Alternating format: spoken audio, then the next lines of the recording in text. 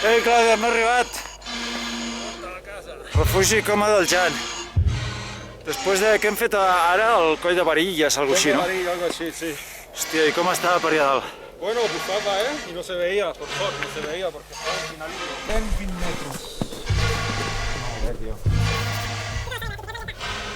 Bueno, Claudio, tio, aquí que estem al refugi de Coma de Jan, Andorra, estem sentint una mica la llibertat, no? Per tu què és la llibertat? Llibertat de moviment, llibertat de... No, aquesta com bàsica. Però clar, si parlés de ciutat i llibertat, pues clar, no seria tant una idea de que guapo és anar a la ciutat. No? Clarament amb la muntanya de llibertat hi ha una dimensió més de llibertat. Arribar fins aquí, però que també quan estàs aquí, no? Hi ha una sensació de llibertat aquí. Ja.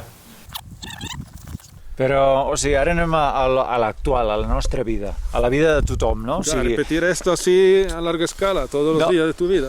Però, o sigui, què passa en el dia a dia? En el dia a dia estem esclavitzats, ens tenen organitzats, estem repetint unes estructures dissenyades, som peces d'una màquina que està generant dins del mercat, dins de la tecnoindustrialització.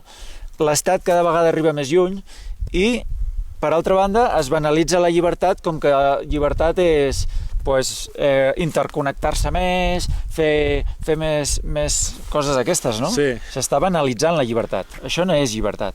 Bueno, es una parte de la libertad, pero es hegemónica, ¿no? Ahora, ¿qué entiendo yo por libertad? Libertad de comprar, ¿no?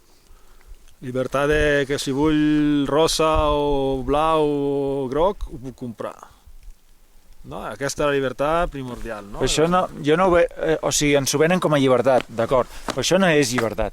Això és capacitat o ens donen el peixet perquè pensem que estem sent lliures d'elegir aquests productes que per altra banda ens els han induït, no? És una droga, no? És com una enganxina,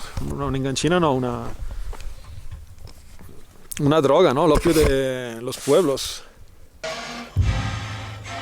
Jo, per exemple, veig que, o sigui, què és la llibertat? Pues la llibertat és, o sigui, mentre respectis els altres, que et respectin a tu. I aquest respecte mutu, doncs, clar que és una responsabilitat, clar que hi ha un codi d'interacció amb els que t'envolten, però a la que ve una cosa imposada des de dalt, des d'un poder, des d'un centralisme, des d'una delegació, no? Que algú t'està ordenant alguna cosa, doncs aquest conjunt ja de lleis, normes, infraestructures i tota la invasió de l'Estat, de les corporacions, tot això d'alguna manera ens està debilitant com a persones lliures que som, no?